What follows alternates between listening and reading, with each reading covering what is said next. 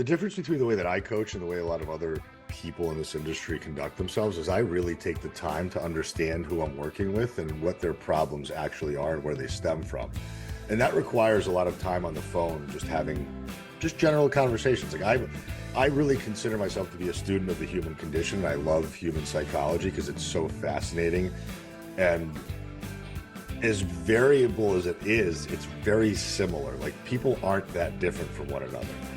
And the difference between a Fortune 500 CEO who's driving around in a Maybach and owns 7 houses versus the dude that is living behind a 7-Eleven is just one kept trying and the other one stopped. All right, hey everybody, welcome to episode 397 of the Strength Coach Podcast, brought to you by Perform Better, the experts in functional training and rehabilitation. I'm your host, Anthony Renna. The show notes are located at strengthcoachpodcast.com. All right, this is a landmark episode. It's the first Strength Coach video podcast. Now, I know a lot of you are still going to be just listening, but we're going to have an opportunity here to do some different things. This is going to be a work in progress. How it looks today is not how it's going to look like in a few episodes. Things are changing rapidly. This is something I've been working on for a few months, and it's go time. So we're going to start without being fully ready. So I started with the sound, trying to get that dialed in, new mics, new mixers, new everything. Hopefully that's been better, number one. And then I moved into a tiny studio. So you can see behind me, you can check out this picture right here. I was in my walk-in closet. So you can imagine the challenges that would bring. Although it still sounded okay, it was hard, and I had to do like the Zoom background and whatever. It wears on you after a while doing it at your house. So I'm really pumped to be doing this. It's also going to be a different format. So those of you that have been listening have been talking about this. We're going to alternate episodes each week. Coach Boyle one week, a strength coach the next week. And I'm hoping that the video really allows me to add to the conversation. So because we can get visuals now, and I can have guests send me videos that I will basically, I can edit into the show. So really looking forward to this. It's been something I've been planning for a little bit, working with Andrew Zaragoza, the guy who is kind of the guy behind the guy at the Mark Bell podcast. Great guy. He's really helped me a lot. He has a course, actually. We'll talk about that in the future, but I went over that course, been going crazy with that, and just lots of learning. So anyway, today we're going to start this one with a coach, Aram Grigorian. I just met Aram in November at Ali Gilbert's Silverback Summit. He is a full service transformation coach that includes training, nutrition, and the mindset really required to tie all that together. And that's what we're going to talk about today. We're going to talk about those things that we deal with clients for the most part in transformation, in weight loss, in really just getting them to train and getting them to eat better. And what are the challenges that were presented by them, and how Aram, who's been really successful at this, how he's been dealing with that. We're also going to talk about, he's the host and the organizer of the Real Coaches Summit, which is coming up in April in Las Vegas. And we're going to talk all about it. He puts a different twist on that. So it's something that you might want to check out. We're going to talk about that again in the episode coming up. So Perform Better, lots of education right now, creating resiliency, mastering the biomechanics of movement. And that is February 22nd with Dr. Jenna Gatsis. So you can sign up for that. In May, there's 2 fitness business workshops, one with Vince Gabriel and one with the Business for Unicorn guys. And then there's some speaker schools coming up. So you can check all that out, performbetter.com. What I do want to be able to see, this is what's cool about the video podcast. I'm going to show you Perform Better has their signature series, and they do a really cool thing with their digital catalog. So I'm going to share my screen here. And so basically you can see this is their digital catalog. You can just go to performbetter.com and get it. And then you could see look, everything is really customizable. They've done such a great job of it. They've been doing some videos, et cetera, on just some of the new installations they've been doing. They just did one at Boyle's, as a matter of fact. But you can see here, there's a lot of different connectors like dumbbell storage connector, ball storage, bumper plate storage, landmine attachments, multi-grip pull-up bar. So there's so much that you can do, and you can make it completely customizable. They also have their whole plate loaded series, which looks really beautiful as well. So you can check out that catalog at performbetter.com. Really cool stuff, guys. It's a cool digital catalog. Let's get into the episode with Aram Grigorian. All right, guys, now it's time for the Hit the Gym with a Strength Coach segment. I have on former finance douche and party boy. I love saying that because I'm from New York, and I know plenty of those guys. Aram came to the hard realization that it wasn't the material things in his life that drove him, but the impact that he made on the lives of others in a positive way. I think it's what keeps a lot of us going in this business. And he started personal training after being laid off from his finance job. And 10 years later, he's coached hundreds of clients with his belief system of food quality, quantity, training, intensity, and frequency, rest, recovery. He provides food for thought daily on his Instagram page. You can see he writes a bunch of novels. I was thinking that's an easy book, man. Getting all those posts together. That might be a topic we're talking about in a little bit for AI to do. But it's at 4 weeks to the beach. We'll have links for that in the show notes as well. And he gets his clients to release themselves of their limiting beliefs by changing perspective and helping folks see that there are solutions to everything if you want to find. So there are solutions to everything if you want to find them. So he's also the host and the organizer of the Real Coaches Summit. We're going to talk all about that at the end. It's an education conference for coaches and fit pros, and he has a unique way that this conference is run. So we're going to talk about that. He co-hosts the Other Side Lifestyle podcast. Aram Grigorian, thanks for coming on, brother. Thank you for having me. I appreciate it. It was chance meeting at Allie's Silverback Summit in November, so it was good to rub elbows with you. And it was funny because Kevin Deneen, I think, was like, "You got to meet this guy, Anthony." And yeah, I mean that's just the beauty of these events. You don't know who you don't know until you actually get out from under your computer and get away from your comfort zone. And we're on the old school side. I mean, I'm probably a little bit younger than you are, but I've been in the industry now for 15 years, and seeing this space change drastically has been both exciting, but also a little bit disappointing because I think the old school grind and work and earn it mentality is starting to die off a little bit in favor of the how fast can I make $10,000 in a month.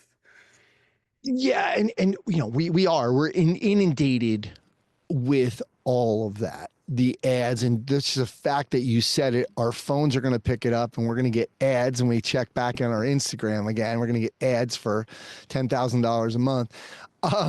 But you're right though. There was and I always do hate to say back when I was, doing it, but really, like you, I went to absolutely every conference I could. It's why, Perform Better logo is behind me right now. Making those connections is why I'm even doing this, a Strength Coach podcast, where I really, kind of met Coach Boyle, and we started to develop a relationship. And it's where I can just look back and trace everything to these conferences. So we definitely have to get into that a little bit in a little while. But I want to start out. You work a lot with, what would you say your demographic is? Most of the people that I work with are like females 35 plus, and the reason why I chose that demographic specifically is because I feel like they're the ones inundated with the most amount of bullshit. Um, you know, Women tend to get a lot of messaging about body change from a lot of people that just don't know what the fuck they're talking about. Whereas like guys are going to be a little bit more self-sufficient to go source information, and they might go to like somebody like Mike Israetel's YouTube channel, or they might go to like a Menno Henselman, and they're going to source more credible information because it's just less sensational and it's less clickbaity. But I think because women are so body conscious that any promise of a quick fix is so alluring to them, especially when they're struggling. And I watched so many people coming up as a trainer struggle with bad information. I watched a lot of people in my family, like my mother had thyroid cancer, breast cancer. She's always battled weight. And she never really had the luxury of even worrying about fat loss. She was working fucking 3 jobs a day trying to make ends meet. So the last thing on her radar was, can I get these couple of pounds off? But Yeah. I just see so much garbage being thrown at that demographic specifically. Like nobody's targeting the 36-year-old dude as aggressively as they are targeting the 45-year-old woman. And I think the True. fitness industry is just really picking on that demographic because A, they have the most disposable income, and they also have the biggest reason why they want to do it, which is I don't want to live in this skin anymore because I'm disappointed with myself and I don't like how I look and feel. And I just decided to crusade against all the bullshit and make that my number one focus. I love it. I think too, there's a generation, my generation, I'm 50, 58 next month. My wife is 58. So we grew up on this kind of this start of the Jane Fonda era, right? The start of, really the running craze caught on really in the 70s, right? And then the whole Jane Fonda and these kind of bigger box gyms and then there was these images through the 80s. The supermodel came up in the 80s, and there were these, not a Cindy Crawford, but she was amazing, but they were so skinny. That was the predominant look, right? And so my wife to this day, like I've given her like some strength training workouts, and the other day I'm like, well, now you got to do this, Steve. We got to go progressive overload, and you have to, pick these same 4 exercises. It's going to be boring, but you got to pick up some heavier weight, and everything can't be 10, 12 reps, right? But then she just worked out today at 12 o'clock, and then she's like, yeah, but I don't know about this workout. I'm not sweating or whatever. And it's because, she didn't feel like the burn, whatever. Oh, maybe in a couple of towards the end of the sets, but now she doesn't feel it. She doesn't feel like she did as much in building muscle. So you're 100% right, is that they feel like they had, there's so much bad information thrown at them from in a lot of different ways, especially now with social media. Well, I mean, it was easy for us. Like I touched the weight when I was 15 years old and things just started growing. Yeah. I was at the right time, right place, right hormonal profile, right attitude, right environment, right. I was trying to become a football player. And what did the football players do? They lived in the fucking weight room and they lived on the track. And I was an awful athlete, awful. Like when I say awful, I can't emphasize how bad of an athlete I was. But I was very disciplined and I was really good at taking instructions and listening and trying hard. And that's just what made me stand out in the gym. And from being on the team, kind of like I was on the roster, but I got very little playing time. But I was out squatting, out benching, and out deadlifting our linemen at 180 pounds. So like something was working. And it just naturally led me to this place of like, oh, muscle building is fun. It's cool. There's a lot of information about it. And I'm gonna either go ask the 45-year-old dudes in the gym that are wearing fucking Carhartts and boots while they're deadlifting after work and seeing how they got as big as they did. And then I would also lead like the forums online, which were big back then because we didn't really have like full-blown internet like we do now. We didn't have social media. We had bodybuilding.com, we had Elite FTS, we had forums, we had magazines, we had Arnold's Encyclopedia. So we had to like actually go out and seek information. And that curiosity naturally led you down a path that became very specific, as opposed to now we're just getting bombarded with 97 different messages every single day. And nobody wants to agree with one another because everybody's trying to stand out and they're trying to fucking sell something. And that's the hard part, is like, I'm selling sustainable behavior change. That's not sexy. That ain't going to happen in 2 weeks. That ain't going to happen in a 12-week challenge. You better strap in for 6 months to a year. And if you're not prepared for that, then just don't bother working with me, work with somebody else. And it's not an easy sell, but I'm not trying to, I know that you're going to go through 97 different programs before you find mine. And I know that you're going to be beaten down and frustrated, and you're not going to ever have any good feedback, no real support. Everything is going to be transactional to the point where like you just get so fed up with it that you are actually willing to now find the right solution. And the right solution is in the basic foundational stuff that we all know works. It's just going to take however long it takes for you to unwind 20 years of shitty habits. Yeah, yeah, absolutely. And I think I love what even you had this in your bio, and I want you to expand on how you do this, and because obviously we're talking to a lot of coaches, and I want coaches to understand how important this is. This changed a lot of what I was doing this idea of limiting beliefs. I was working with Michael Hyatt, who wrote The Best Year Ever. He's a great coach. I worked with him for a couple years down in Nashville. And you had said, you try to release your clients of their limiting beliefs. And that was a huge aha moment for me just in my life and just we see a lot of these books that are unfuck your brain or whatever. Like there's so many of them about the thoughts that go on in our head. So talk to coaches about how you approach this idea about limiting beliefs, about understanding, because what we were doing like a writing exercise. How do you do it? How do you find out their limiting beliefs, and how do you help change them? The difference between the way that I coach and the way a lot of other people in this industry conduct themselves is I really take the time to understand who I'm working with and what their problems actually are and where they stem from. And that requires a lot of time on the phone, just having just general conversations. I really consider myself to be a student of the human condition, and I love human psychology because it's so fascinating. And as variable as it is, it's very similar. Like people aren't that different from one another. And the difference between a Fortune 500 CEO who's driving around in a Maybach and owns 7 houses versus the dude that is living behind a 7-Eleven is just one kept trying and the other one stopped. And that's really all it is. I mean, if you really break it down to the core level of it's just one person just tenaciously did not stop trying, despite however many times they got knocked down and despite however many times somebody told them that they sucked or they couldn't do it. They're like, fuck you, I'll show you. And I'm going to learn how to be the best at what I do regardless. And then one person was just like, yeah, you're right. I do suck and I don't deserve it. And I get why that frustration is so easy to accumulate because after bouts and attempts, and granted, like a lot of people aren't measuring their activity, they're not, quantifying their food intake. So there's a lot of basic quantification that's missing. So you can't really evaluate if something worked or not properly.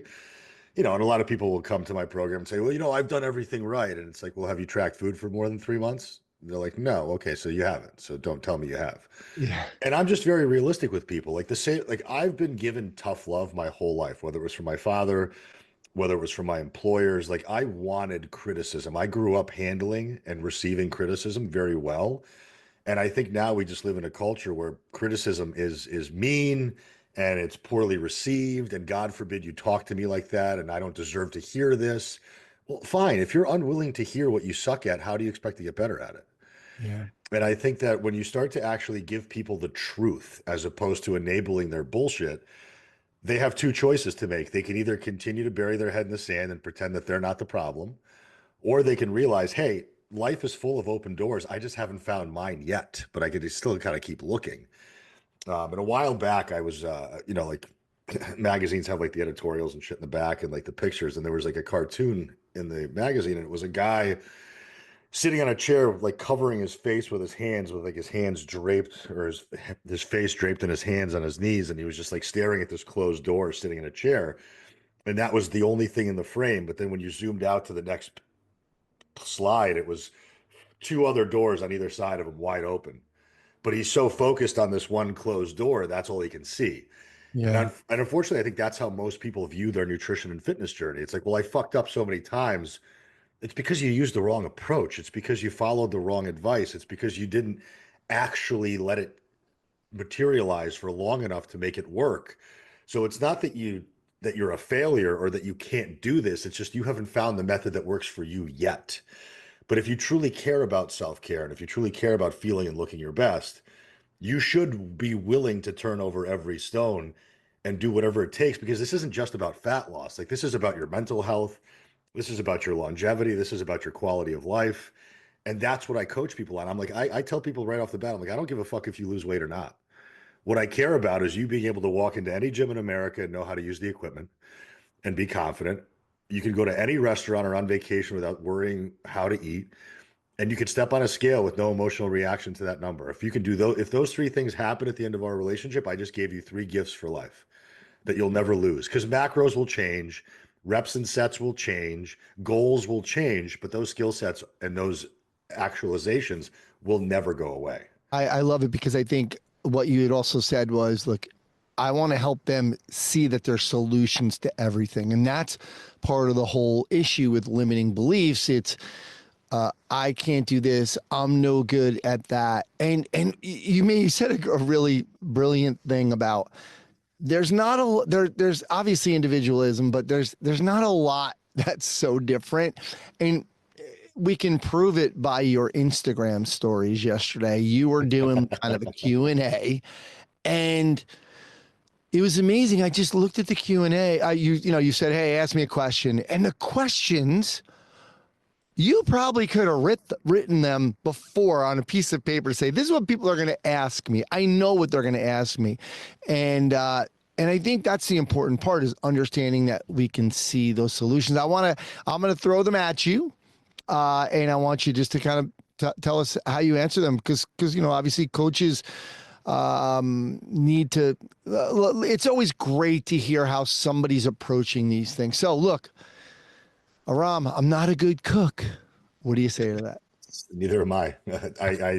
If you asked me to make a chicken parm, I could probably figure it out with some jarred tomato sauce, and I could probably beat down a cutlet and bread it somehow. But I'd probably go on YouTube and I'd figure it out. That's the reality. Yep. But it doesn't require. Quality nutrition requires very little technical savvy. And I think what people are missing is they're thinking that they have to make these recipes, and they think they have to spend all this time in the kitchen, as opposed to just, can you cook a couple different protein sources a couple times a week and just keep them as a bulk prepared item in the fridge in a container? Can you have a couple different starch options on hand? Even like steam in a bag rice works just fine, or steam in a bag potatoes that you can buy frozen. Can you have some vegetable options? Can you have a decent amount of fresh fruit in the fridge, or even frozen fruit? Who cares? And then do you just understand how to flavor something differently enough to where every night the base can remain the same, but the dinner can taste completely different, right? Like I eat beef rice or beef and potatoes and a vegetable every single night, almost 6 days a week. And then one night a week I'll go out. But one night it might be Mexican flavored because I'll put salsa on it and Mexican seasoning. One night it might be Asian flavored because I'll put soy sauce on it and kimchi. One night it'll be Italian flavored because I'll put marinara sauce and grated cheese on it. The base of the meal doesn't change, but the flavor changes because I can use all these different low calorie condiments and just I'm just throwing shit together in a bowl and eating it. I don't think about it, because when I want to go and have some fun with my food, I go pay somebody for that and let them take care of it. Because I'm not going to a restaurant to stay on top of my nutrition goals, right? I think that, Yeah. Especially like us being from the East Coast, how many people did we work with who were fucking foodies and who were going out and socialites, and they were Jeez. eating and drinking every weekend, but then they had all these lofty aesthetic goals that they wanted to hold on to. Well, you don't get both. You can't just eat and drink whatever the fuck you want and then also be upset that there's an outcome from that. So I think if you're making most of your own food, keeping it a single ingredient whole foods as possible, and then throwing in planning for some indulgences here and there, you really can't fuck this up. Yeah, I like what you did there. You had a little bit of your motivational interviewing in there. You were saying, "Can you?" I know on the motivational interviewing, it's on a scale of 1 to 10, how would there be 2 days a week that you could prepare food? Would you be able to go to the store tomorrow and whatever? Because that's an important piece. Like, can you do this? Can you do that? All right, can we get you to do this? No, okay, let's try something else. And that's obviously what you're there for. You're there for that piece of the coaching. Yeah. What about? And this one might be a little too deep, but we'll go into it because of the food ingredients, right? My Listening favorite to topic. Callie Means, I was listening to Callie Means' book, Good Energy, and she was talking about, when the big tobacco companies got sued, all the big, they were bought out by a lot of the big tobacco bought out a lot of the big food companies, and they used their engineers to engineer the food in a way, these brilliant people that would. So I have no self-control. How do because I feel like we're getting inundated with, you have no self-control because they're making you, it's making you eat more because it's the stuff that you're eating, etc. So talk about that. I don't want to disqualify that our food environment is harder than ever to navigate, because it certainly is. Like it's not 1912 where chips didn't exist and soda didn't exist and all this other Yeah. processed Yeah. bullshit didn't exist. But just because these things are there doesn't mean you have to consume them, right? Like it still comes down to a human choice of, I have certain values, standards, and rules that I want to uphold. And think about it this way. Like I always, especially with my women, I always tell them like, would you ever consider cheating on your husband?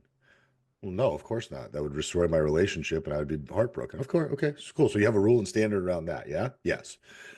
Would you ever abuse your children? No, of course. I wouldn't even think of it. Okay, cool. So you have rules and standards around that. So if you can control yourself around Jason Momoa hitting on you, but you know you have a husband, why can't you control yourself around a bag of chips? And I always pose them questions that were going to make them think about what it is about that food that's so enticing and alluring. And don't get me wrong, like this shit exists for us to overconsume because that's their goal. Like Coca-Cola and Pepsi and Nabisco, they don't make food that's boring. They make food that's fucking exciting, cheap, and easy to access because it's a money-making machine for them, and they know that we're going to keep going back for thirds, fourths, and fifths. Nobody's coming back for the second piece of grilled chicken and the second plate of broccoli rabe. They're just not. They're going to be full. They're going to be satisfied, and they're not going to need any more. But when your body is addicted to that dopamine hit of taste, and that's your expectation, then yeah, of course. And don't get me wrong, dude. I mean, there's an In-N-Out burger. I live in San Diego. There's an In-N-Out right down the street from my house, and I can smell it from my apartment. Oh, I mean, it's the best smell in the world. I don't think their burgers are very good. If I'm going to go eat a fast food burger, I'll go to Five Guys. But I smell that smell all day long. So at this point, I'm just desensitized to it. I don't give a shit. yeah. But if you're somebody who's depriving themselves or doesn't have a very good structure of eating in place, well, obviously you're going to have more cravings. You're going to have more hunger cues. If you're somebody who's sleeping poorly, your hunger cues are going to be off. If you're somebody who's not managing stress well, your hunger cues are going to be off. If you're somebody who's entering menopause or has had hormonal issues and decline, you're going to experience more hunger cues. So if you're not somebody who's eating 3 or 4 meals a day that you've prepared, but you're not allowing yourself to have some of these intermittent indulgences and treats, well, then everything is going to look like a fucking 4 course meal, 5 star meal to you because you're just obsessively thinking about it as opposed to like, I could take it or leave it. It's there. I don't need it. And if you're very, very weak to these things because of those circumstances that we talked about, poor sleep, high stress, whatever, well, don't fill your pantry with a bunch of shit that's going to tempt you. Keep that stuff out of the house. If you have to go and get off your couch to go get it, you're probably going to think twice about it. As opposed to I can just get up, walk 13 feet across my kitchen floor, and then go grab a bag of chips or go grab a thing of cookies. And now I have no problem over consuming because now I can eat that thing mindlessly because it's so delicious and it's not filling at all. So it's not that the food is the problem, it's the people's intentions around food. Like I was a very, very heavy cocaine user from like my mid-20s to my early 30s. Nobody stuck it in my face. Nobody told me to do it. I found it, I enjoyed it, and I started to consume it every fucking weekend. At no point did anybody ever say like, "Hey, like you have a problem with this," because nobody really knew what I was doing. And I was functional at work. I never was late. I had no problem with my relationships. I was always on point because I knew that it was a vehicle for me to have fun. And it did get out of hand a couple times, but I was so aware of my usage of it that I knew that it wasn't a good thing for me to be doing, but I didn't care. In the moment, it felt good. And then 2 days later, I'd be paying the price for not sleeping and obviously malnourishing myself and drinking a fucking pint and a half of vodka every night. But that was my decision. I'm not going to say, well, cocaine was addicting. No, it wasn't. Cocaine itself was not addicting. The lifestyle that it brought me was addicting. I was always the life of the party. I was always the one who had fun on hand. I was always the one that people wanted to be around because I was always constantly out. So it was my environment that was addicting. And when second I changed my environment, my problem with drugs went away. Can I ask you something though? I talk to people about this a lot is like, for example, I have a client who stopped, was trying to stop drinking, et cetera. And I said, look, you're good. And what she would do is have a drink at 4:30. Right. Because that her and her husband, they'd be in bed by now, but she wasn't drinking like super excessively, but like maybe 5, 6 times a week, she would have a, gin martini, one or two, maybe two, but usually one. But she wanted to give it up. And I was like, look, you have to replace that energy with something else. And I kind of got her into rucking. I'm like, get this bag, 4:30 comes, go out for 2 miles and, start to kind of channel that because there's something there.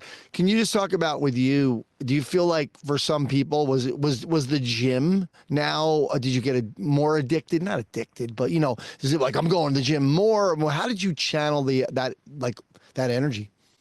I just saw what it was doing to my mental health, and I saw the level of dependence I was starting to have towards it. It was getting to a point where I would go out with, the drug became my relationship. I mean, if anybody that's ever done blow, they can relate to this. Like you go to a bar, I can go to any bar anywhere by myself with a bag in my pocket. I wouldn't need anybody. I would have a cocktail at the bar, then I'd run to the bathroom, I'd do a line. I go back out to the bar, I talk to 13 people whose names I would never remember, and then I would run back into the bathroom. And it got to a point where I was so disconnected from myself mentally, spiritually, emotionally, and I was so waiting for that next time to escape my life because that's what the drug was doing. It was allowing me to escape a life that I wasn't very pleased with. And don't get me wrong, like I mean, I'm always going to be honest. I'm going to tell people that I still do recreational drugs now and again, but now my intention and the drugs have changed. Like now I won't do cocaine anymore because I know how shitty of a drug it is and I know what mental path it leads me down. And I might drink once a month at dinner and I'll have a couple of cocktails. Like my birthday's coming up on Saturday. I'll probably go out and probably put a half a buzz on and go do karaoke with some of my friends. But that's because I'm actually celebrating life now because I enjoy my life and my life gives me purpose. Or rather, I found my purpose, which is the work that I do and the people that I help. But I think a lot of people just don't ever really stop to check in with themselves and ask themselves a few questions like, am I happy? Do I like the life that I live? What would make me happier? What brings me joy and fulfillment? And what is actually my purpose? And I think people just don't really ever define those things. And because they're living task to task, paycheck to paycheck, social engagement to social engagement, they're using these substances, whether it's booze, blow, food, whatever, they're Yeah. doing it to just numb how they feel because they don't like how they feel. Yeah. And I like how I feel, and I don't want to numb that feeling. Good stuff. I wasn't, planning on going into that kind of a sidetrack, but I thought it was interesting about just really the whole mindset thing. But uh, it's another limiting belief. It's too complicated. You want me to track for 3 months, track these tracking apps. I don't know how accurate I'm being. They're accurate, but I don't know. Did I put in the right one or, so people, while they'll learn as they go, and then some of these apps are great. Chronometer. I was using for a bit and, Yeah. remember, have your favorites because we all have our favorite foods and I'm eating a lot of the same stuff anyway. Yeah. So talk to because I know people are telling you, Aram, I just, come on, I can't track my food. I don't know what to do. I don't blah blah blah. I mean, if I had out of a box or a bag, or I was eating these extravagant meals, I wouldn't be able to track it either. Like if I was going out to dinner 5 nights a week, good Yeah, luck trying to figure out what your portion sizes are. yeah, But if you're cooking 3 out of 4 meals a day, or I mean, most average human beings eat 3 meals a day times 7 days a week. That's 21 meals. Let's say you eat 4 meals a day, that's 28 meals a week. So for the people that eat 3 meals a day, if 19 out of 21 meals are prepared by you and they're simple, they're very easy to track. You put it on a scale, each ingredient goes on a scale, you know exactly what it is to the gram. You put it into a tracking app, now you know exactly what your data is. And then the couple of meals you have out, do the best you can estimating it, but the more you yeah, try, the better you get at it. For the people that are eating 28 meals a week, let's say 3 or 4 of those meals are not cooked by you, but everything else is, same rule applies. But it's a skill set like anything else. If you put it down after a week or 2 weeks of trying it and saying that it doesn't work, quote unquote, you haven't given it a chance to do what it's supposed to do. I've tracked food for 10 years. I have literally years and years of data in Chronometer that I could show you, and I could pair that up to my weight. I could pair it up to my hormonal issues. I could pair it up to my progress in the gym. I could pair it up to my mindset, and I could show you the correlations of when I'm eating well and controlling my calories, outcomes are good. When I'm not eating well and I'm not controlling my calories, outcomes are bad. So now instead of beating myself up and playing these mental gymnastics of like, am I doing things right or not? I have clear, definitive data that shows me trends and shows me exact outcomes based on my behavior being quantified. Why wouldn't you do that when you've basically said to yourself that I suck at everything and I can't figure any of this stuff out? you got to give it a good, honest chance, but it comes back to backing yourself into a system and a routine. That's what most people are missing. It's not the tracking that sucks. It's the tracking erratic behavior that sucks. How could you possibly track erratic behavior?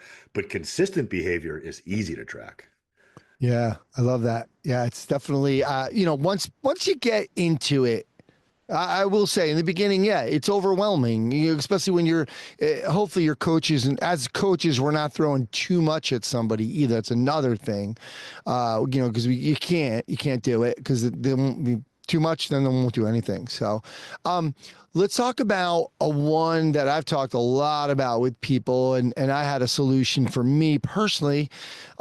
When your partner's not completely on board, and I don't mean that they're against you, I mean, they don't have the same goals. They might say, I'm fine. I want my dessert. I'm having my chocolate cake and I want you to share it with me. That's something that I kind of go through with my wife once in a while. She's like, come on, you're not having dessert. Like, can you just split this with me? How do you approach that? Are you talking to partners? Are you you almost have to be a marriage counselor with some of these things when you're getting into some pretty deep coaching. I always talk about people speaking their truth and speaking their piece. And I just don't think we have a lot of time on earth, really. Now that I'm 40, going to be 41 this week, I've realized that my life, like realistically, I probably have 45 good years left. Let's call it 40. How do I want to live the rest of my life? Do I want to sit there and make excuses or placate to other people or live life by their terms and their expectations of me? Or do I want to do shit the way I want to do it?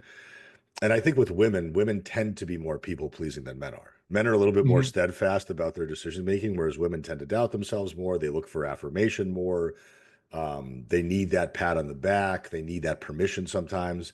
And what I encourage all my women to do is, hey, listen, you've never actually been honest about what it is that you want, and your partner doesn't actually know what you want because you've never communicated it to them.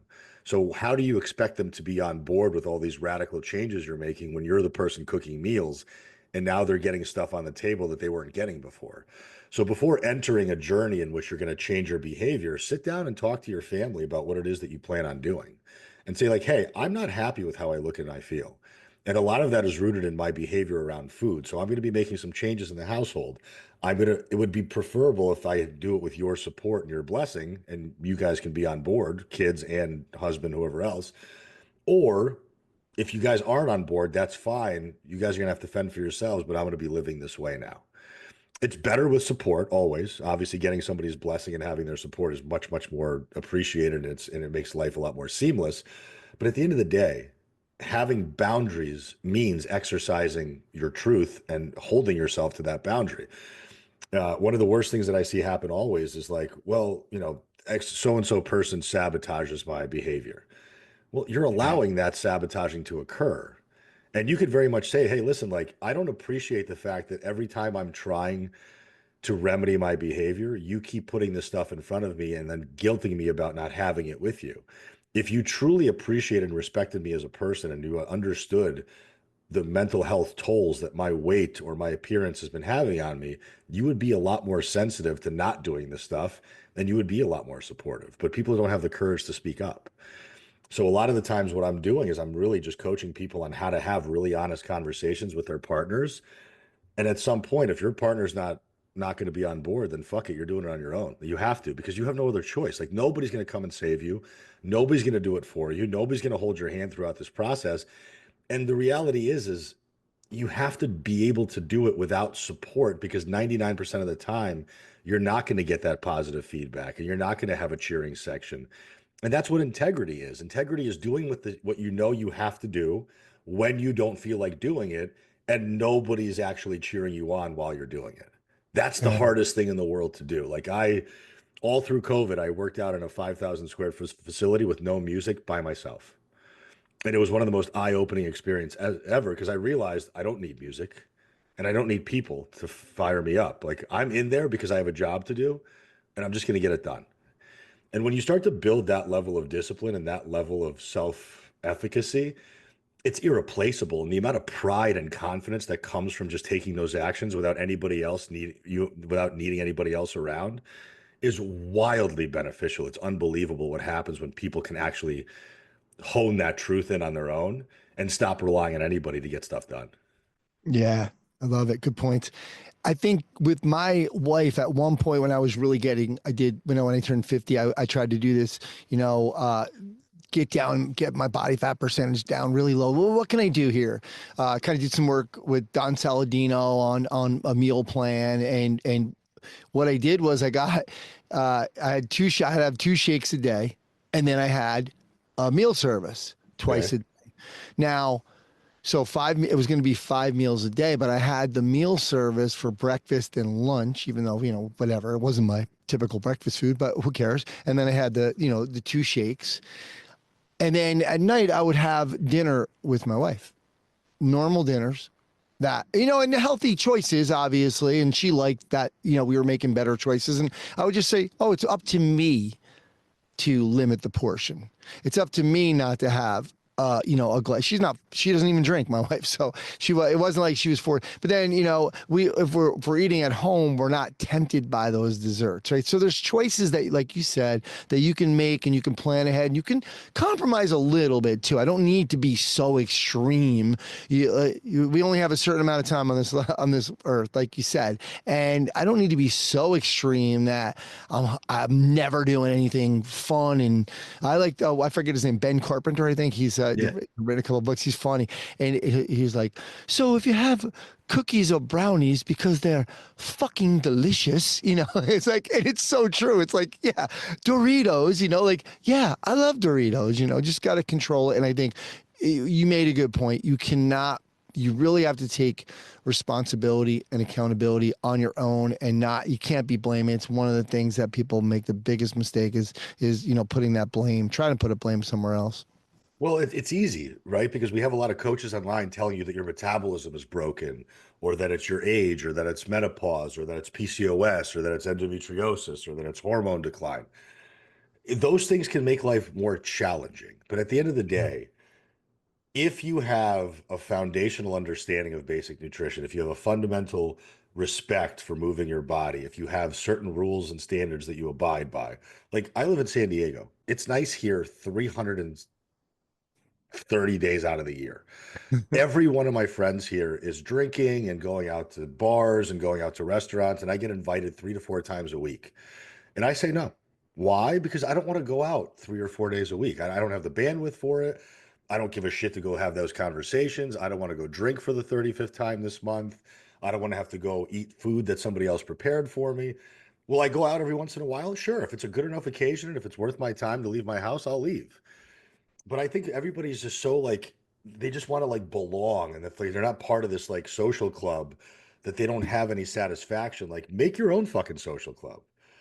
Like find friends that are going to go and do the things that are going to actually build their businesses or improve their self-development, or go for walks, or they go for rucks, or they go for hikes, or they go get protein shakes as opposed to booze constantly. Like go find a different tribe of people. Yeah. And don't get me wrong, like I have when I want to be a degenerate, I have my degenerate friends who I can call in 2 seconds, and there could be a plate of drugs in front of me and a bunch of booze, and I could be at the back of a strip club till 5 in the morning. I have that group of people that I can talk to. But when I want to go work on my mental health and I want to work on my spirituality and I want to improve my relationship with myself and feel better about who I am as a person, I have that group of people who I'm going to lean on a hell of a lot more often because they're filling my cup and making me feel like a better person. You're a product of who you hang out with and who you spend time with and what you look at. So if the messaging that you have constantly in your ears that, well, you're no fun because you don't drink, or you're no fun because you're not having dessert with us, you're going to start to believe that you're no fun and that you should be doing those things. As opposed to like, I don't have to say yes to like the holidays is the worst, right? Especially in fucking the Northeast. There's a million and one Thanksgiving parties. There's a million and one holiday parties, and everybody's like, oh, well, I'm just going to give up on nutrition and fitness for a month and a half. I'll see you on January 2nd when I come out of this haze. And then you come out of it 12 pounds heavier and you wonder what the fuck happened. Well, you don't have to say yes to everything. You don't have to go to every kid's birthday party. Like, why are you going to a 1 year old's birthday party? You're a fucking adult. Send a $60 gift and stay home. Like, you don't have to go to, like, I've said no to Yeah. so many weddings. So many weddings. I've just sent a $300 check and said, go have fun. I don't give a shit to be there. I don't want to go. I don't really like you that much anyway. Like, if you want to go and do all of these things, like a woman had asked that question on my question box, like, well, I love to go out, I love to be social, but I have so much trouble losing weight. Well, yeah, you have no control of your behavior. You have no control over your caloric intake. Like it comes down to a simple math equation. Are you eating more than your body needs? If so, you're going to put on weight. And if you don't have a lot of muscle mass and don't move a lot, you can't handle the same amount of calories that I can at 40 years old on TRT with 10% body fat. I could eat 3,500 calories a day and be good. If you're a 175-pound woman who's 45% body fat and doesn't move off your couch, you don't get to fuck around on the weekends like you want to. Sorry. Like, Yeah. that's just it's a physiological fact. I'm sorry for that. I wish I could change that for everybody, but I can't. And unfortunately, I think people have this very skewed idea of what balance looks like. And balance really is something you have to seek. Like, I'm 40 years old and I'm still finding balance. I'm still trying to figure out what balance looks like. But I think people like get roadblocked by all this, like, all these challenges. And they're like, well, what's the point? I can't find it. Yeah. It doesn't make sense for me. Okay, cool. That's fine. Like, we know what's going to happen when you quit. You've done it 10 other times and you saw what happened. Why not just push another week, even if you're not getting results visibly in the mirror? Are you not feeling better from making better choices? Are you not more confident and more aligned with your own standards because you're making better choices? Is your sleep not better? Is your digestion not better? Even if you didn't lose a pound and your physique didn't change, I promise you that by eating better, moving your body, and sleeping better, you're already going to have a better quality of life. And that alone is why you should be doing it. Also, just a little off, not off topic, it's on topic, but we weren't going to go into this. But when you get your blood work done, you can have these metrics. So, for example, I think I gained a lot of confidence over the holidays because right before we were at Silverback, I went on I've been really trying to cut down my alcohol intake over the last 6 months. So I wanted to see what it would look like, right? Because I got my blood work done at the end of June. So I was going with, no drinking on school nights. So that's 3 nights a week where I work 3 days in the gym and no drinking on those nights. And then, try Peter Ortiz rule, never more than, 7 a week and never more than 2 a night. So it's kind of doing that. And then I was like, I was going on these runs of like 10 days, 15 days without drinks. And then right before the summit, I said, you know what, I'm going to stop for now. Cause I had to go to a wedding. I had the summit, the Silverback Summit, where you're going to meet people and socialize, right? I had Thanksgiving, Christmas, New Year's, right? And I said, you know what? I'm not drinking until January 2nd. Because if you could go through that, you made it through some of the tough times. So, like I said, the wedding and my nephew's wedding, the summit, which is probably the hardest, by the way, Yeah. Thanksgiving, Christmas Eve, Christmas. So, and I ended up going, I think it was 75 days. And then I've only had 3 drinks since then, 3 different nights, 1 drink. I put my bourbon, I measure my bourbon, I put a big ice cube in it, which I never really used the ice cubes, but now I want to make it last a little bit longer. But Yeah. there's a way to do it. And I think going back to what you were talking about with other people is, people pleasing, etc. 2 great books. Michael Gervais has a book out called The First Step to Mastery is to Stop Worrying About What Other People Think. And he calls it FOPO, Fear of Other People's Opinions. And then Mel Robbins has a book out right now called Let Them. Oh, So, yeah. I think I've heard of that one. yeah, it's pretty good. It's like you're saying, let them and let me. But okay, we're all going out. Come on, you should be coming out. And you're saying, let them go out, let them do their thing, but let me stay here and focus on my health or get better sleep. And that's one of the things that I found was my sleep skyrocketed. My testosterone, which is very high for somebody who's 58 anyway, What but was it? uh, in June it went down to 650. Holy shit. You're a Yeah, fucking animal. Italians, man, Jesus Christ. Um, I was sub 100 at 31 years old. oh And my I God, had never done a steroid my entire life. it's amazing. Yeah. Amazing. Yeah. So I actually got it tested 3 weeks ago, and it Where went was it? up to 850. Oh my God. And you're Yeah. not on TRT? No, I am not. I am not. Jesus Christ. You know, I think I'm at like 850 and I've been on TRT for a decade.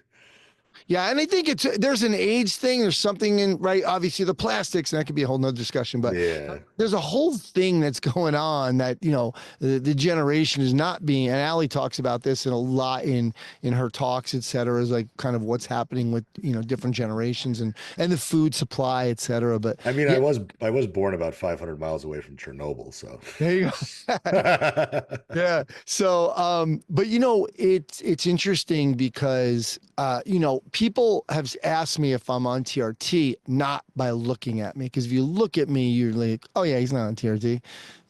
He's not. Yeah, but you're in shape. You don't have to be like huge. I mean, Yeah, you're I've seen right. guys in their 50s and 60s who just have a little bit of muscle definition on them, because that's the thing is like, compared to your average walk around American male, you're a fucking stud. Yeah, yeah, yeah. I mean, granted, our bar is relatively low in our country, which It is very low. it is what it is. But still, like you're in the top 1% of humans as a functioning male.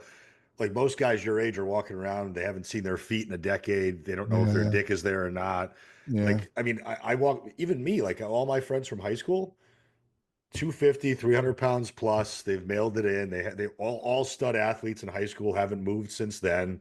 yeah, Some of them are making 50, 60 grand a month, but they're going to be dead in 6 years because they have fucking coronary disease and they're on the verge of type 2 diabetes. And the unfortunate truth, Anthony, is most people don't start their fitness journey usually until they either had a health scare or they're so disgusted with what they see in the mirror that they're forced to change.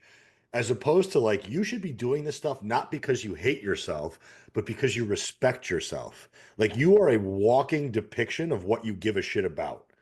Like, when I walk into a restaurant or a bar and I'm surrounded by other people, there's no confusion over what my priorities are. yeah, yeah, Everybody knows exactly what I'm gonna order off the menu. They know I'm probably not gonna get a drink, and nobody says shit about it. And I think, unfortunately, if people don't have that physique yet, they're afraid to live that lifestyle because they fear getting judged. Well, it's like, you're fat anyway, just order the burger. Well, I don't want to be fat anymore, so I don't want to order the burger, and I don't want to have to hear shit from you. So yeah. it becomes very unsupportive, unfortunately. And the thing is you have to be steadfast with your rules, with your boundaries. And unfortunately, it's going to take however long it's going to take for you to get that body fat off and for you to finally look the part, so to speak. But just because you don't look the part doesn't mean you can't live the lifestyle. I think so many people are waiting to live the lifestyle until they've gotten the body. It's like, well, you have to do the work to get the body. And then by doing the work, the body changes and you're already living that lifestyle anyway. So you've shown yourself that you're capable of it. You don't wait to go hiking until you're 20 pounds lighter. Go hiking now. Yeah. Don't wait to go summit Kilimanjaro because it's always been a bucket list thing, but you're afraid because you're not as active as you want to be, or you're not as strong as you think you are. Go try it anyway. And then if it sucks, go back 3 years later after you've lost 50 pounds and try it again. So I think so many people are like hiding and waiting for this right moment that's never going to happen. And at some point, the lights go out and there is no more time left. Yeah, it's so true. When I was talking to her about when she was quitting drinking, the same client, about the rucking, and I'm like, you're gonna displace that energy. But I also said, look, you have to release expectations right now.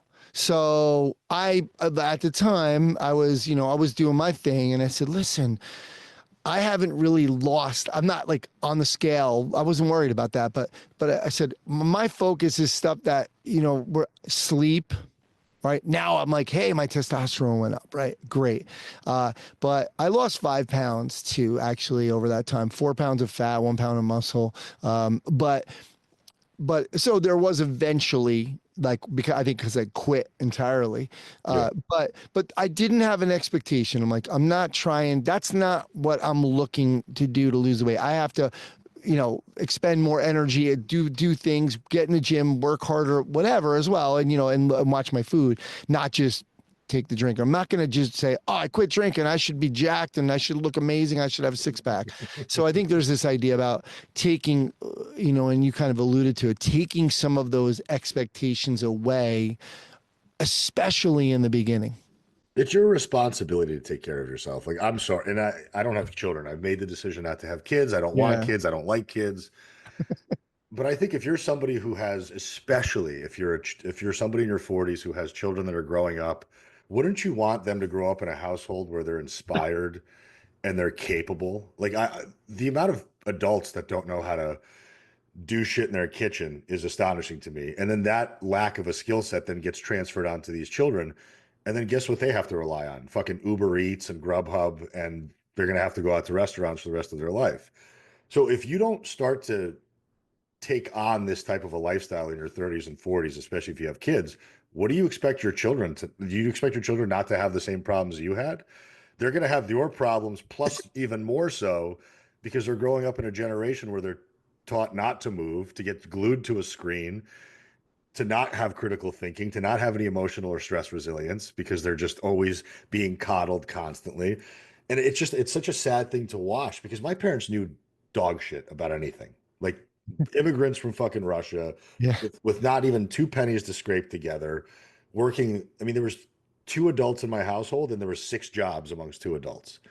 And I was 9 years old, getting myself off the bus, making myself a kid cuisine, doing homework, cleaning up the house before my parents got home, because that was my job. That's what they told me to do. They're like, when you get home, this is what you're supposed to do. So our lives are easier when we get home before we have to go to our next job.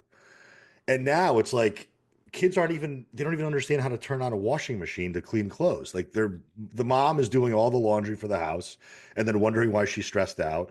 Dad's fucking sitting on the couch after work, slamming beers, watching baseball, getting fatter by the fucking second. And then these kids are just completely inept and they're growing up around parents who don't give a shit about themselves. What is that kid going to do when they grow up in that environment? Like I was so lucky that I found that because in Russian culture, it's not common to like take care of yourself either. Don't get me wrong. Like Russians are, unless you're an athlete, there's no such thing as weightlifting or taking care of your nutrition or eating protein. Like none of that's it's here's a bottle of vodka, good fucking luck. That's how I was raised. My father had no idea why I wanted to lift weights. My mother always said it was dangerous because you're going to hurt your back. Yeah. You know, I did multiple powerlifting competitions in my 20s that my parents didn't go to and just refused because this is stupid. Why would I come watch this? So like talk about having zero support my whole life going through this journey on my own. And now it's like if I was to have children, the first thing I would teach them is this is how you are responsibly going to take care of yourself. Because I'm not going to do anything for you.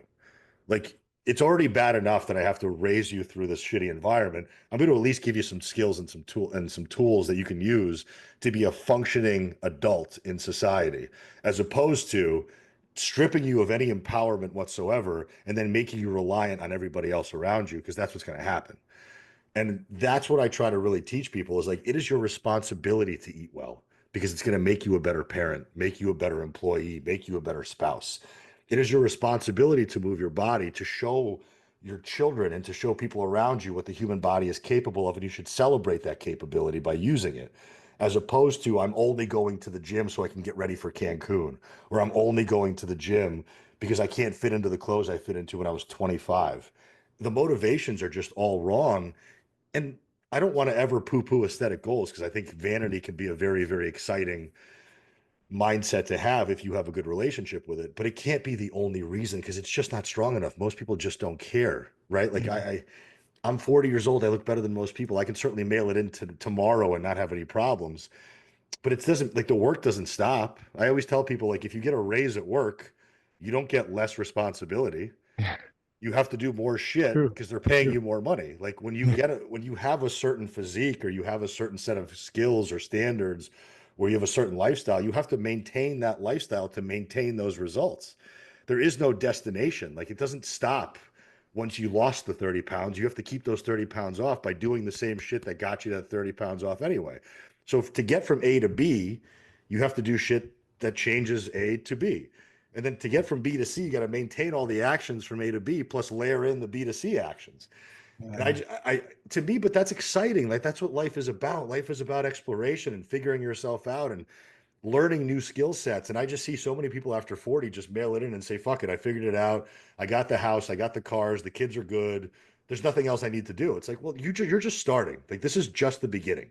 Yeah. Like, I mean, my parents live in an over 50 community in Florida, and there's two sets of people there. There's the people that are sitting on their couch in front of the TV waiting for the lights to go out.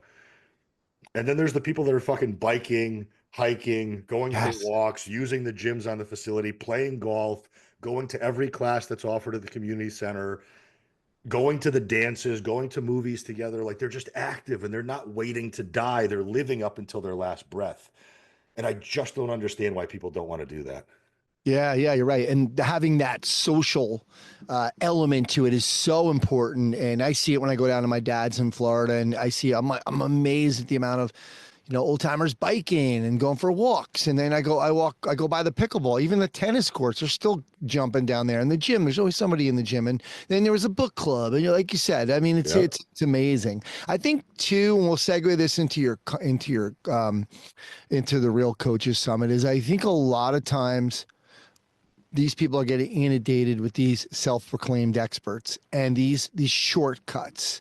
And unfortunately, we got a lot of people out there. But I think if you're listening to this, you're a little bit more responsible. It doesn't mean you're doing the right stuff, because one thing you and I were talking about is people still don't continue their education beyond that initial certification. I see it in the big box gym trainers. I work with them, not all of them, but I see what, from an educational perspective, what they do. And this show, I mean, we're sponsored by Perform Better, for Christ's sake, and we've been talking about the Perform Better summits for 18 years. You and I are a product of this. We're here right now because we met at the Silverback Summit, and there's just something about being there, taking part, meeting people next to you and at a table or the chairs, whatever, meeting people at these socials, talking shop with all kinds of people, and you start to get a different, I like the way he's doing that. And Jason Ferrugia had a good saying. I think he said, if you don't leave here with 10 Instagram follows or 10 connections plus Instagram follows, then you're doing something wrong, right? Especially the way Ali had formatted that conference. So but we'll talk about the Real Coaches Summit, but just give me your take, because I know you go to a bunch of conferences and workshops and summits. I mean, to me, it's just fun. Like, I don't, like I was talking about having the group of degenerate friends who you party with, and then there's the group of self-development friends who are going to Yeah. actually benefit your life, your career. I interact with a lot of people on Instagram, but that's not real interaction. That's not sitting with them, having a meal with them, breaking bread with them, hanging out with them, listening to what they have to say, asking them questions, picking their brain. That's what this, to me, like that's what networking is. It's I may know the subject matter already. Like I don't need to learn the kettlebell swing for the 60th time, Yeah. but I'm not going to go to Perform Better to learn the kettlebell swing. I'm going to go to Perform Better so I can be around Gray Cook and I can ask him fucking questions.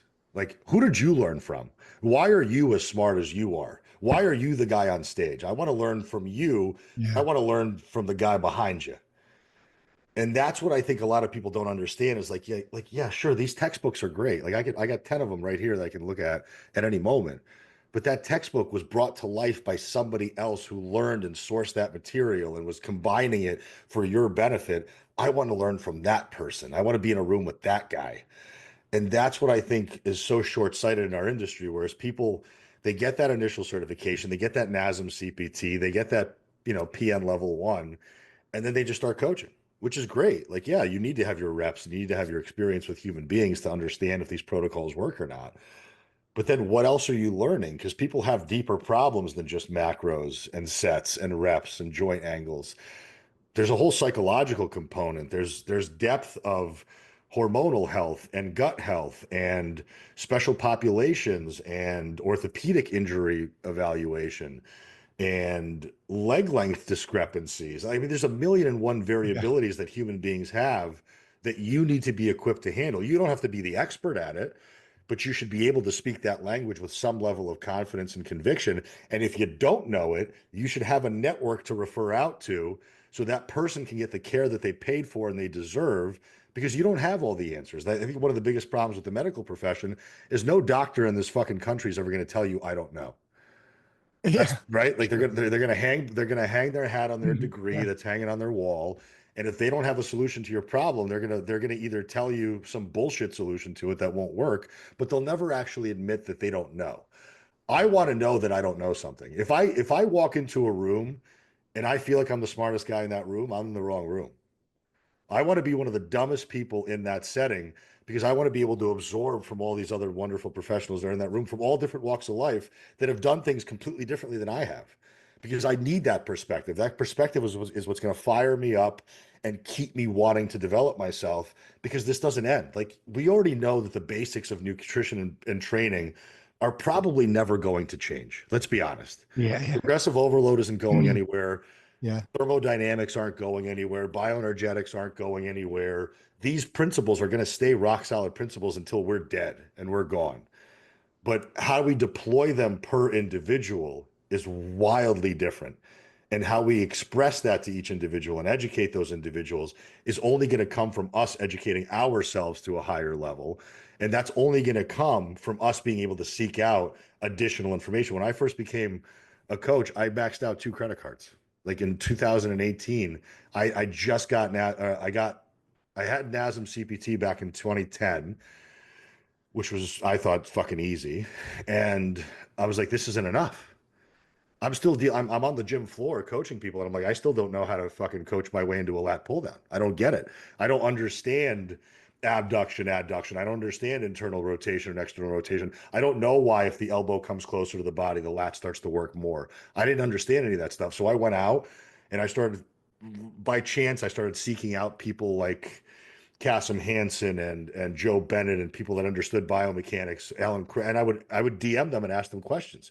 Half the time they responded, other times they didn't.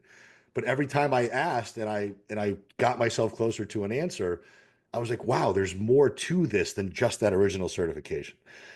And because I exposed myself to these different layers of education, these different professionals, I was able to be a very well-rounded professional. I don't proclaim to be an expert at jack shit. I really don't.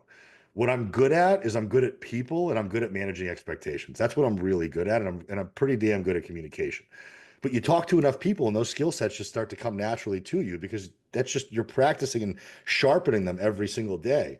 And if I didn't max out those 2 credit cards, and if I didn't fly to 2, 3 events a year, I wouldn't know you. I wouldn't know Brad Jensen. I wouldn't know Kenny Santucci. I wouldn't know Kevin Deneen. I wouldn't know Mike Israetel. Like, I got people's phone numbers that other people would be like, holy shit, these are friends of yours? I'm like, yeah, because I go to these things and I put myself out there, and I don't just try to get pictures with them.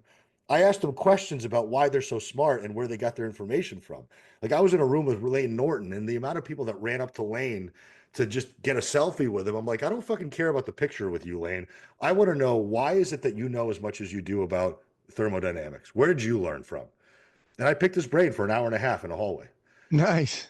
And it was fucking great. Like, he was so excited to talk about his skill set because he was so sick of just taking pictures with people like he was a celebrity. If he walked out in Times Square, nobody would know who the fuck he was. Like, to us, like, these people are such like figureheads and celebrities. To the rest of the world, they're nobody. But they're wealth of knowledge that you're missing out on because all you're doing is you're going to these things to just give yourself clout, as opposed to, you should be going to events and talking to the person in the room who's quiet in the back, who you don't even know, who probably makes 7 figures a year and has 1,000 followers on Instagram, but you've never heard of him. Ask him how he runs his business. Ask him why he's made as much money as he has, and you're sitting around dicking around with $4,000 a month at a gym floor somewhere.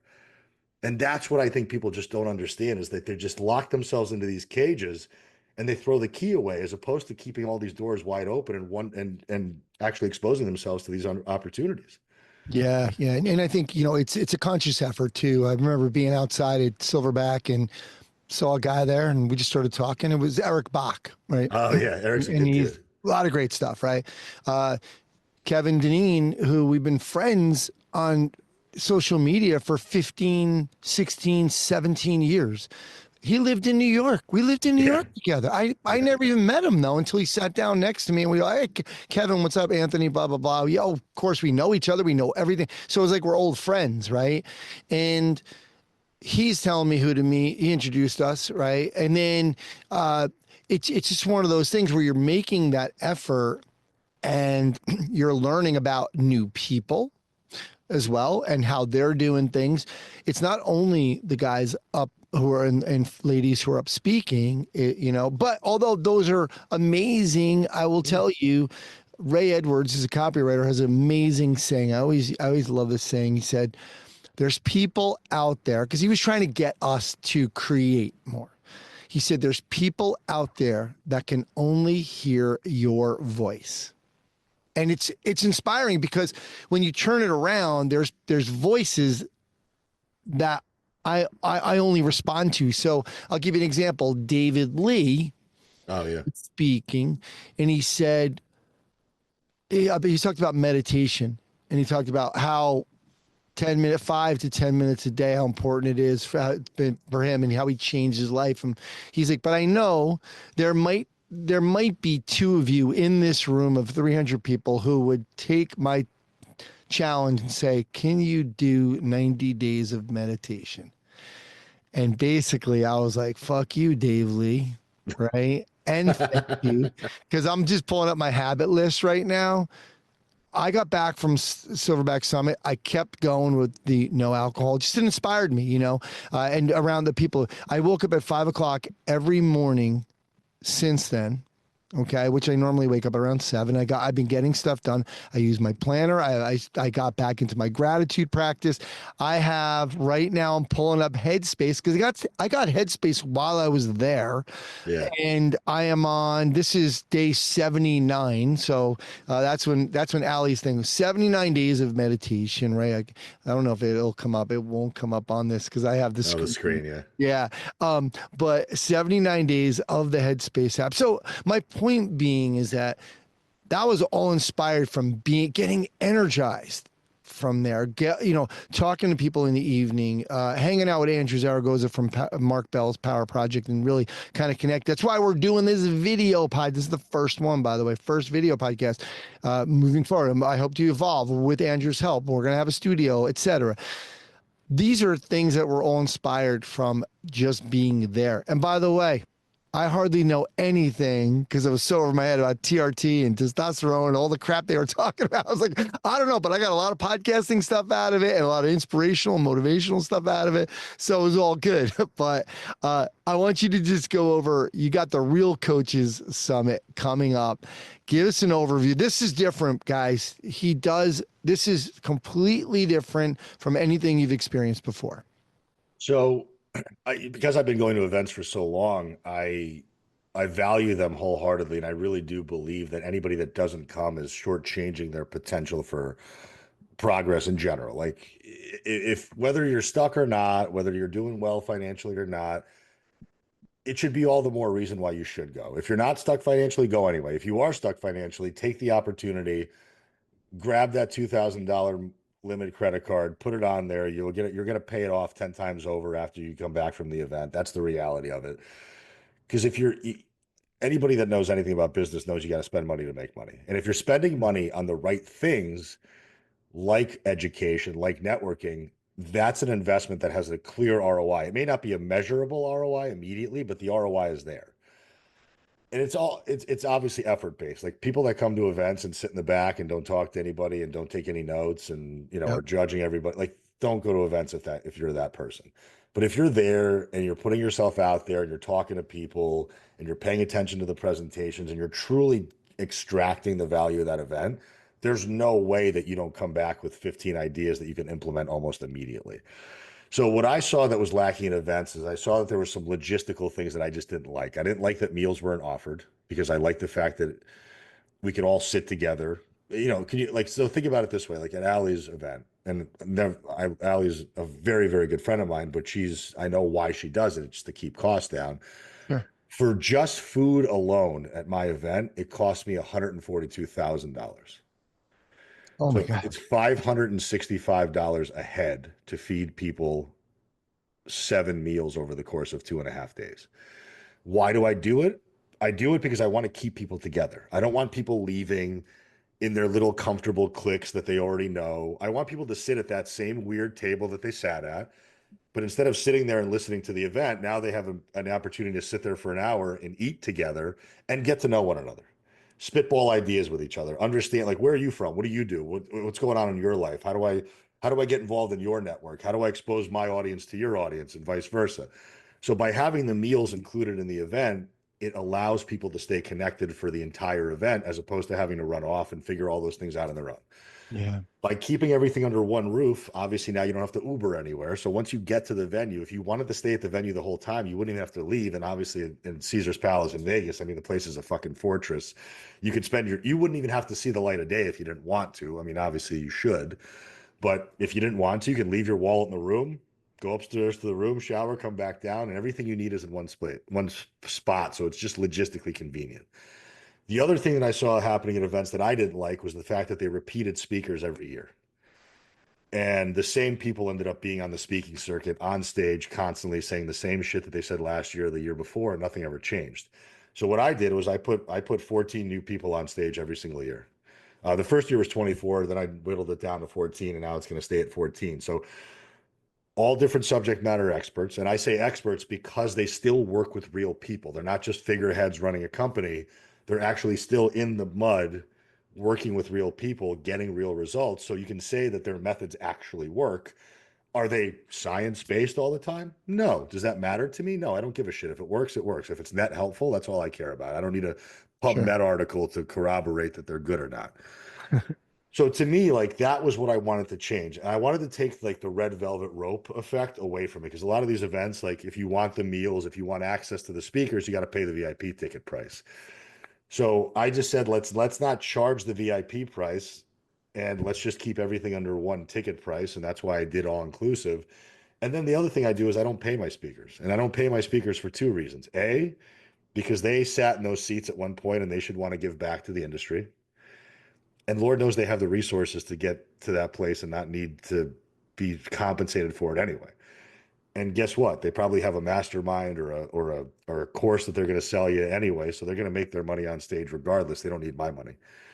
So to me, I'm the one who assumes the entire risk. Like on the first year, I lost 30 grand. The second year, I lost 72,000 because I underpriced it and I oversold it.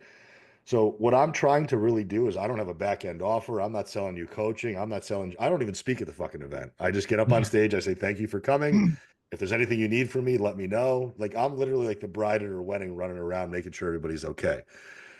And I wanted to create something that was so welcoming, so authentic, and so helpful because every topic that's being presented on is a problem that you've probably had with your client. Like there's going to be an emotional eating expert, there's going to be a body image coach, there's going to be a person, Luca Hosevar is going to be talking about hybrid training. Joey Munoz is going to be talking about how to program nutrition. The guy's got a nutrition PhD. Joe Zundel, who's a microbiologist for cancer, is going to be talking how to reduce cancer risk environmentally. There's going to be somebody there talking about pelvic floor health. There's going to be talking about menopause transition.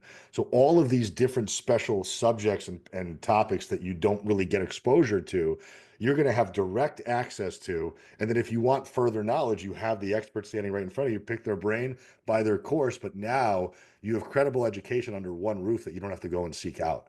And it's really the conference I wish I had when I first started because I had to go to all these different ones to piecemeal everything myself. And yeah, that gets pricey. So what I did was I said, hey, let me just put everything under one roof, one ticket price, all inclusive. Boom, here's your opportunity. And you don't need anything else for the rest of the year. Yeah, great stuff. And I think the lineup, like you said, Joey Muniz, I follow him on Instagram. He's got some great stuff. And Luca Hosevar, he's been on the show a couple times. He was in my book. He's awesome. Anytime. Jeb Stewart Johnson. I sat with him Yeah. at Silverback as well. Just like what a great lineup. You get the guy from Dr. Michael Mash from Barbell Rehab, Alan Yep. Aragon. Nick Shaw, is Nick Shaw business? He's going to be actually talking about hypertrophy training because he usually talks about business. He does. But Okay. I'm like, Nick, you're a fucking hypertrophy coach. Talk about hypertrophy. I don't give a shit about business.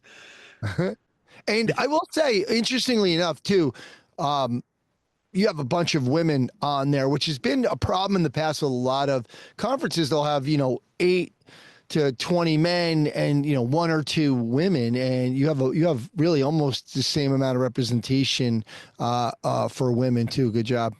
Well, I mean, I know my population. I know Yeah. my audience on Instagram is 80% female. I would say the first year, 90% female attendance. Like Wow. literally Very 90%. The cool. second year was probably down to like 75. This year we're probably trending around 65, 70%. But yeah, it just to me, like I want this to be fun. A lot of times you go to these conferences and everybody's like trying to be like so proper and they just don't let their hair down.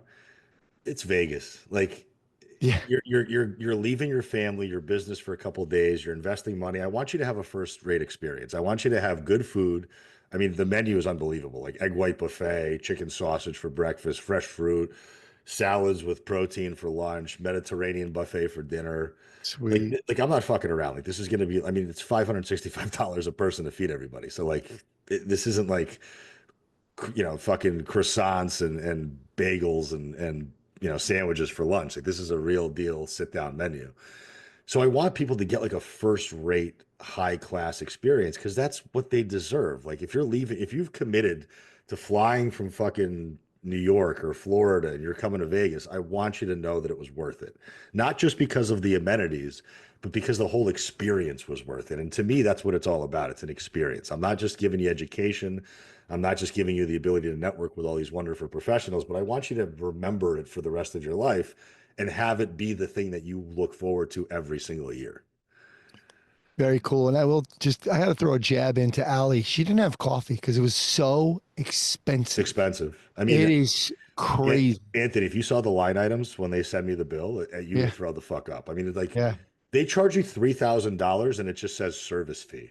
Yeah.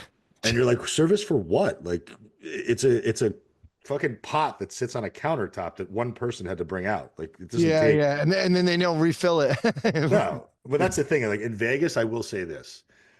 My first year was at the Virgin. The first 2 years was at the Virgin. This year it's going to be at Caesars. Already Caesars is above and beyond. Like I'm going out there for a site visit in a couple of weeks just to like, tighten up logistics. They're going to put me up in a room. They're going to buy me dinner that night. Like it's Yeah. Vegas is the hub of hospitality. You don't get Yeah. hospitality better than anywhere else. Like certainly other hotels around the country will do a decent job, but Vegas goes above and beyond, and it's worth the money. Like I don't care. I took $100,000 loss in 2 years. I'm hoping this year I just break even. That's really the goal. I never want to make money on this event. I want this to be self-contained. I want this to be crowd-funded. Tickets sell for the appropriate price. 250 people come, 300 people come every year. I'm good with that. Like it's not about me. I'm not doing this event for me. I'm doing this event because I think this is going to benefit the industry as a whole and everybody that's there wins. That's all that matters to me. Yeah. Love it. And so again, in Vegas, April 14th and 15th, Yep. Caesars Palace.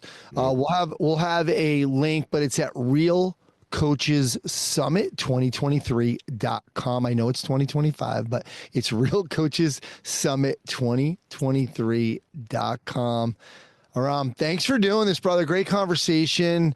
Learned a lot today. Appreciate you, and good luck with the Real Coaches Summit. Thank you, man. I appreciate it. Thank you to your audience for putting up with my craziness, and I appreciate the opportunity, man.